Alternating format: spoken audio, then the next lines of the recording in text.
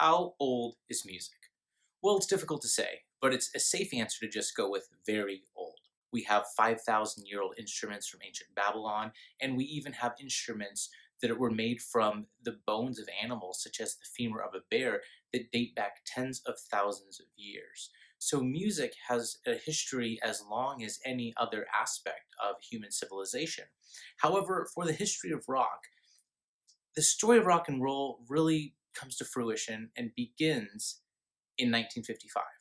However, we can't just start right on 1955 because we need a little bit of context going on. So even though we could go back thousands of years and draw a line that would thematically connect music from the earliest records in human history to the way music is today, what we're going to do in this class is we're going to start with the events and the musical history and stylings that led up to 1955. So we're going to begin by just talking about music in general in America at the beginning of the 20th century. So from 1900 moving on, we're going to go very quickly until we get to the 1950s just to get a sense of what was going on and what led to rock and roll, what led to what is now American popular music. Well, before 1955 in America, there were three genres of music. There was what we call mainstream pop, which was just a style of music that was aimed at middle class white audiences.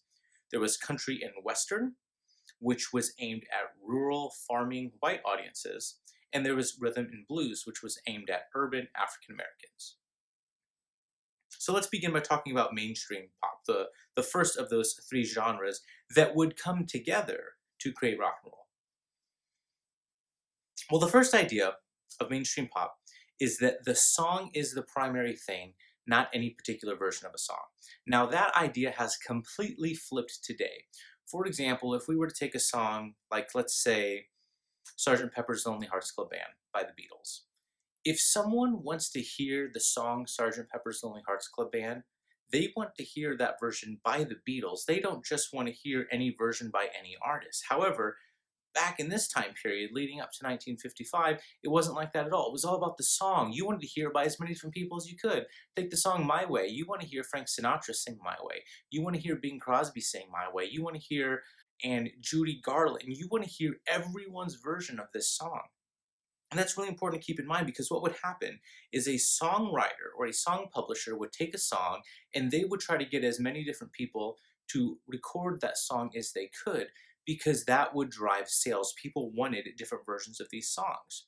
However, while recordings became popular as we get closer to the birth of rock in 1955, from the 1850s through the early 1950s, the music industry was driven by sheet music sales. Sheet music sales were the most important thing. And in fact, we didn't even get any kind of recorded music until the turn of the 20th century, right around 1900, the few years leading into it. At first, it was on these wax cylinders, then eventually we got the vinyl records. But before this point, it was all about the sheet music. And actually, if you were to go into a music store in the 1930s, let's say, you're there to buy sheet music. You're not there to buy a recording. And they would have professional piano players sitting inside the middle of the story of the store. And what you could do is you could go up to them with some sheet music and say, "Hey, I think I'm interested in this. Can you play it for me?" So you get to sample it. If you were to go back 20 years, we used to do the same thing. If you'd go to like Best Buy or Target or something, they would have these machines where you put headphones on. It has all the new albums, and you would push the one you want, and you could hear a sampling of those songs. Well, that was the same thing. You got to go to this professional piano player. They were incredible musicians that could play anything at sight, and they would just play the song so you'd get a chance to hear it and decide if you want to purchase it or not. So, recording music, all that did was drive sheet music sales. What would happen is if you have four of the biggest artists of the day record this song that you own the publishing rights to, that's four times the likelihood that people are going to want to go buy that music. And what they would do with the sheet music is back then, significantly more people played piano than they do today. And just like today, most families have a big TV in the living room. Before that, we would have had a big radio in the living room. And before that, we would have had a piano in the living room. So many members of the family can play piano, and that's how you entertain the family. That's what you do when you invite guests over, when you want to just do something entertaining for the whole group. Mom, dad, the kids, everyone, grandma, grandpa, we all get around and someone plays a piano and you all sing together. So that's what was going on. It was all about these sheet music sales. Now there is a term that we're going to use to describe the music industry in this period. Remember, the song is the most important thing, not any particular version of the song, and the goal is to get as many people to record the song as possible to push sheet music sales. The term to describe all that is called Tin Pan Alley. So Tin Pan Alley was actually the name of an alley in New York City from this period, 1850s to early 1950s. So in New York City, it's on West 28th Street between 5th Avenue and 6th Avenue. And it got the nickname Tin Pan Alley because there were so many music publishers in that area that were always playing songs and banging them out. People would complain in the area and said it sounds like people were hitting tin pans. Well, they took on this term, they thought it was endearing, and they embraced it, and they started to call it Tin Pan Alley. So when we talk about this music model, we say Tin Pan Alley. Now, this is not the only one we'll discuss. In fact, there will be three big ones: Tin Pan Alley, the Brill Building, and the Self-Contained Band. We'll get to those other ones later in the semester, but for right now, it's all about Tin Pan Alley. The song is the most important thing.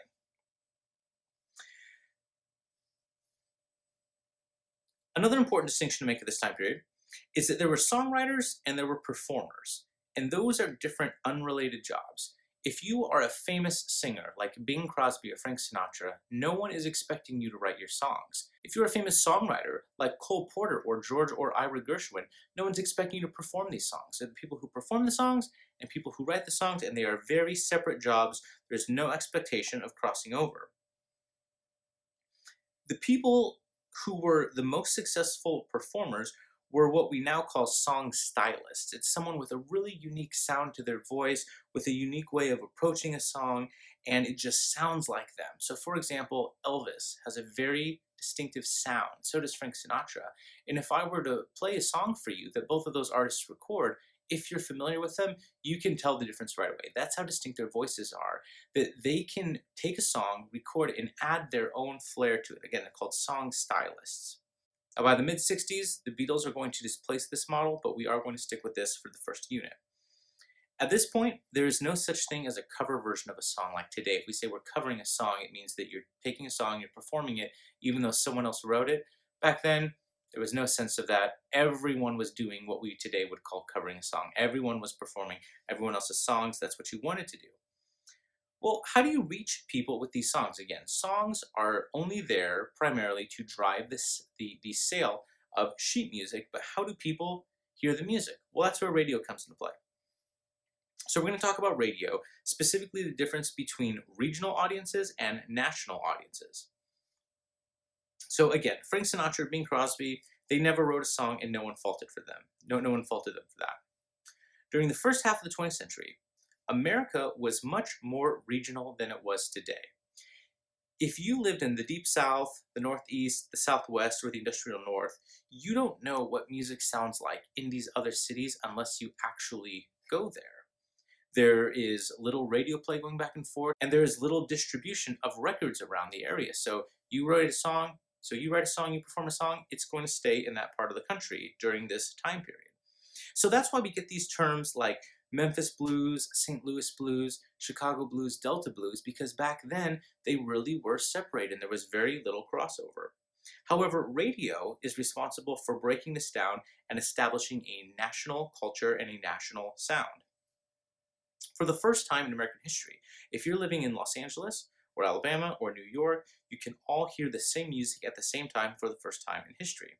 Radio was first developed by a man named Guglielmo Marconi in 1895, and his idea was sending voices through the air. Isn't it remarkable to think of it that way? Sending voices through the air, to be able to be in one city and have someone the next city over hear your voice. It's incredible, and we really take this technology for granted today because everyone taking this course, your entire lifetime, radio has been around for so long, but back then, it really was a new invention that really changed every aspect of human interaction.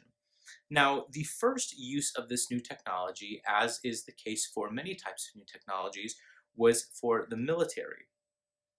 You could, for example, give orders to troops that were far away. Before, we would have relied on something like drum rolls, so you play a certain rhythm on a snare drum, that sound carries and that commands troops to do a certain thing, push forward, retreat, things like that.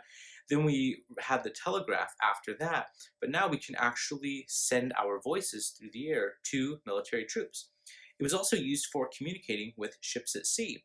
And in fact, the first big impact of radio on the national culture, other than people in the military or people in the Navy specifically, and with commercial travel of ships, was in 1912. So, can you think of a historic event that happened in 1912 related to sea and ocean travel?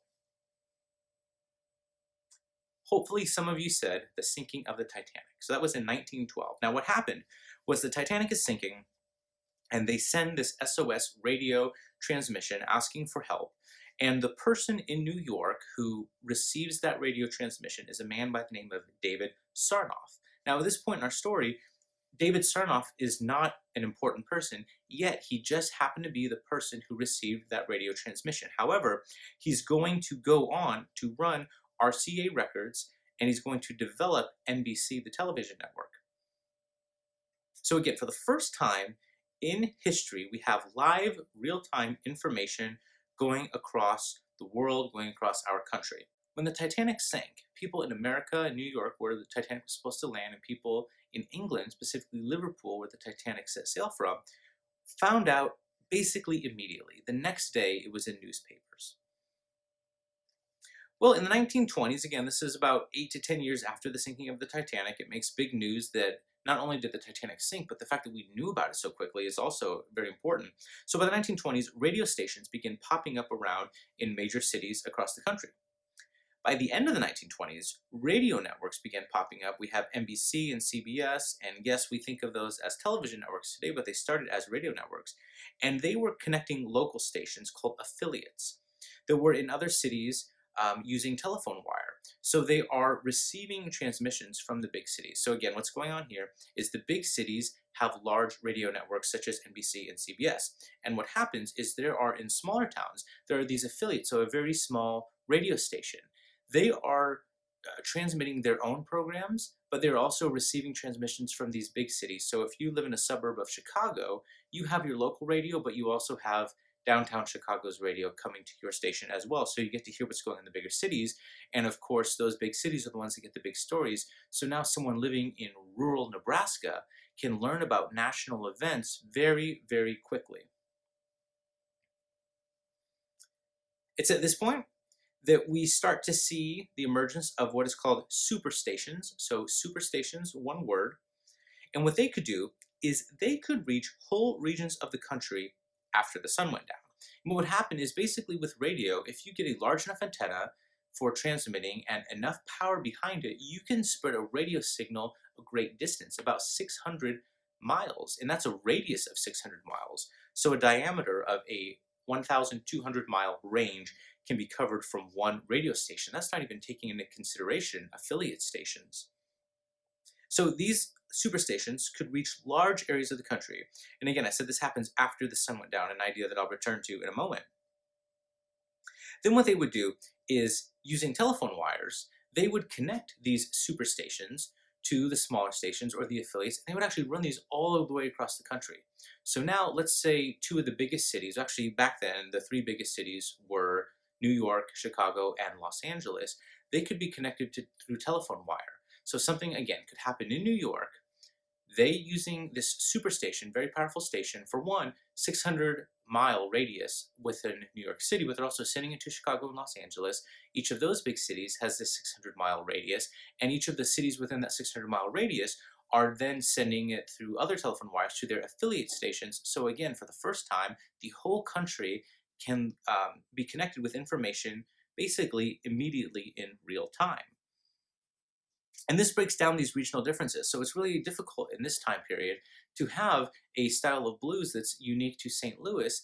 If you can now hear blues in New York and hear blues in all these other cities, we start to borrow from other regions and incorporate things we like and stop using ideas that we don't prefer anymore. And we start to get this homogenized sound within each of these genres. So let's go back to this idea of after the sun goes down that I talked about earlier. So why are we doing this after the sun goes down? Well, basically, it would put smaller stations out of business if these superstations could just be responsible for radio for this entire 1,200 diameter region of the country, right?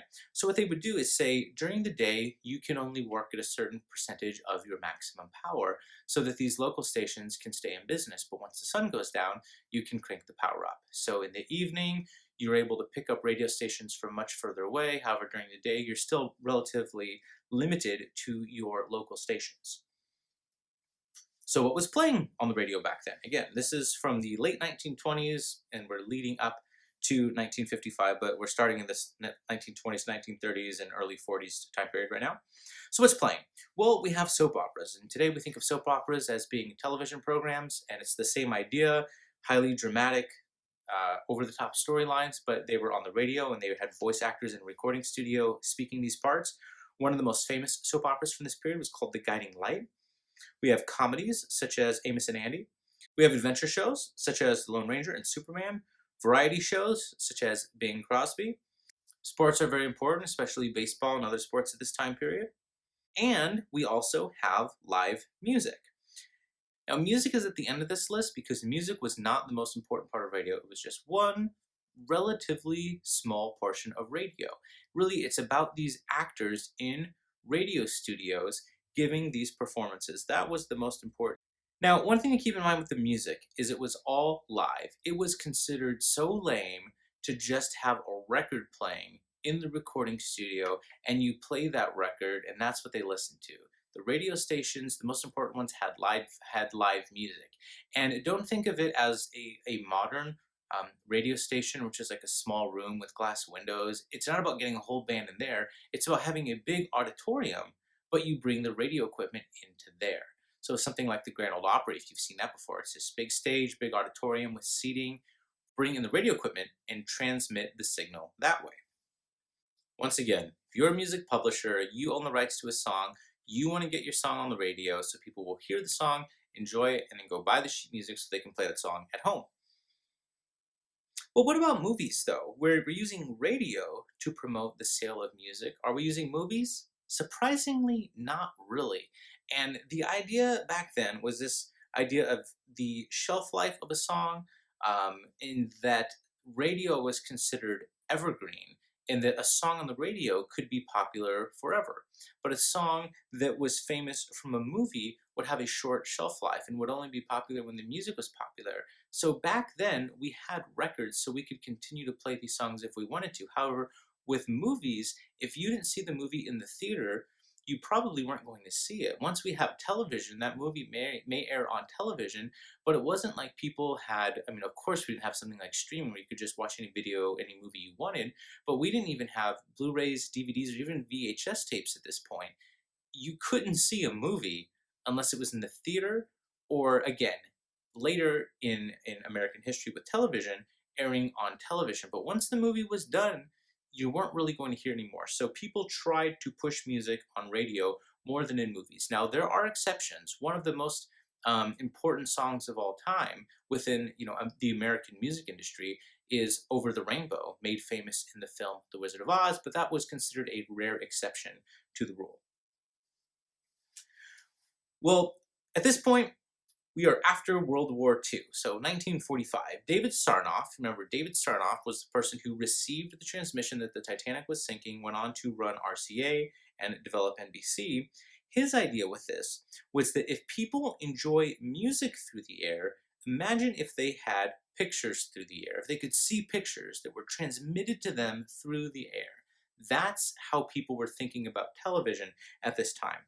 So what David Sarnoff does is he takes a significant amount of RCA's R&D budget, so that's research and development, and he puts it toward developing television.